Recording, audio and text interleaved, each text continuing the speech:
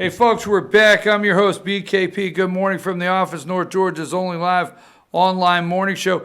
Sunday, Rand Paul. Now, we've been talking about, when will the media really start exposing Hunter Biden and what took place there? Senator Rand Paul was on the George Stephanopoulos. And let's play a little bit of that interview, and we'll come back in a minute. But let's play a little bit of that interview with Rand Paul Sunday on This Week with George Stephanopoulos. Response now from Senator Rand Paul, the Foreign Relations Committee. Senator Paul, thanks for joining us this morning. Let me pick up where Chairman Schiff Good morning. Where Chairman Schiff just left off right there, that perhaps Congress should consider making it illegal to engage foreign governments, foreign assistance in campaigns. You agree? Well, I think the American people will be shocked and dismayed to know that Joe Biden's son was making $50,000 a month just a couple of months after he was dishonorably discharged from the military for drugs.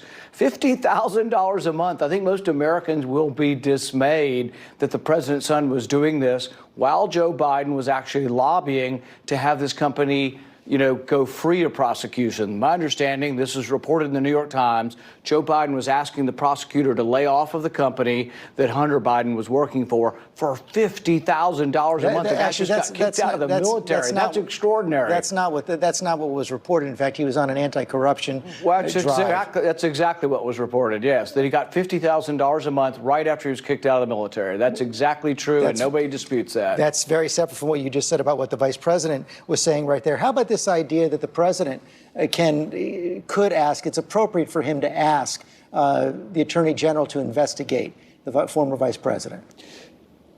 I think since the very beginning, this all has been politically motivated. Now both sides are doing it. I think it goes back even to the Clintons. This is why we shouldn't have special prosecutors. But one of the things that Adam Schiff and the other partisans don't understand is that if you're accused of a crime by a grand jury and they don't indict you, the prosecutor doesn't go all over town saying, we thought he did this, we thought he did this, this is all the evidence. That's why a grand jury is secret. See, the Mueller investigation said that the president did not commit any underlying crime.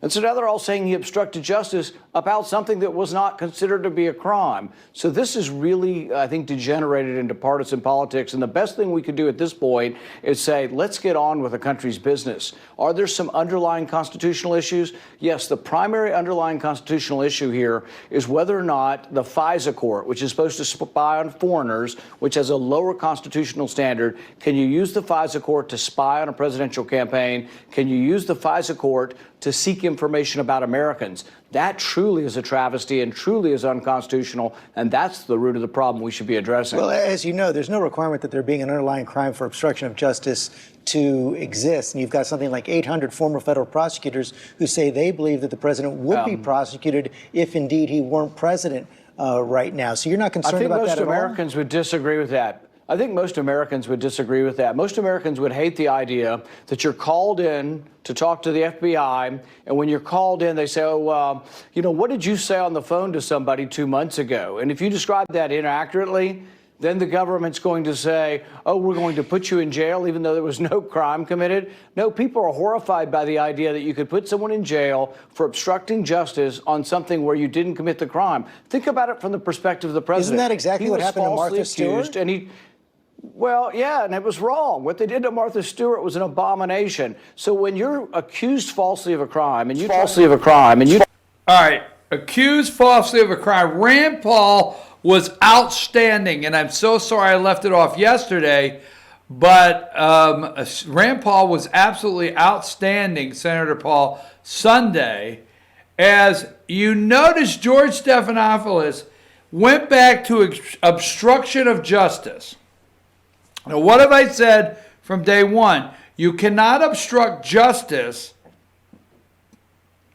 if there's no crime that's been committed to obstruct. I mean, nothing happened. What are you obstructing? But Stephanopoulos keeps going back to obstruction. Did you notice how he totally ignored FISA court spy on a campaign? Did you notice how he just totally ignored that? All right? And then he totally ignored, we thought he did this. It's like he said, there's no grand jury in the United States of America that assembles, here's a case, and the grand jury finds there's no indictment, that they leave the grand jury and say, we thought he did this. No, that's what a grand jury's for. So I'm telling you right now, that was really great on Rand Paul. I wanted to get that. And I did do this yesterday. Hunter Biden, okay, was dishonorably discharged, you got it? For cocaine, I'm pretty sure it's cocaine. He got out of the military. The very next month, I think Rand Paul said he was making $50,000 a month on the board of some corporation in Ukraine. All right. Some Ukrainian minister of whatever was investigating the board, the company Biden's son Hunter was working for, and Biden put the screws to the guy and said, you better lay off my son's company, and you better quit looking in there for investigation. I mean, yes, Attorney General William Barr should look at Biden, but they're going to say the President of the United States is trying to investigate his opponents. No, it's just a fact. Like Paul said, it's a fact. Kid came out of the military dishonorably discharged for cocaine, drugs. And the very next month, he's making $50,000 a month. I mean, these kids are lucky as hell, right? And last but not least, before we close, all right, the Democrats, and I do have this somewhere, and I'm going to get it here, okay?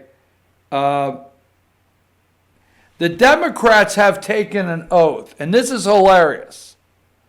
This is absolutely hilarious. Now, first of all, they're still under the belief that that the Russians hacked the DNC server, okay? And WikiLeaks released the emails. You never turn the TV on and have them tell you that the information, at least the information that was released, was true. It's never talked about. It's true. Nobody ever brings that up. But the Democrats have agreed, okay? And I wonder if they agree with their own party. But anyhow, they've agreed not to use any hacked material from a foreign government. Yeah, we agree. Yes. And then number 7, Trump campaign won't commit to saying, Trump campaign won't commit to staying away from hacked material. Oh, they won't. They won't commit to it. Yeah, that's what we need to worry about. We need to worry about whether the DNC is hacked and they release all the emails. That's what let me tell you something, okay? As far as the hacking, we got enough evidence to put them all in prison. I don't know that we really need your hacked information, okay?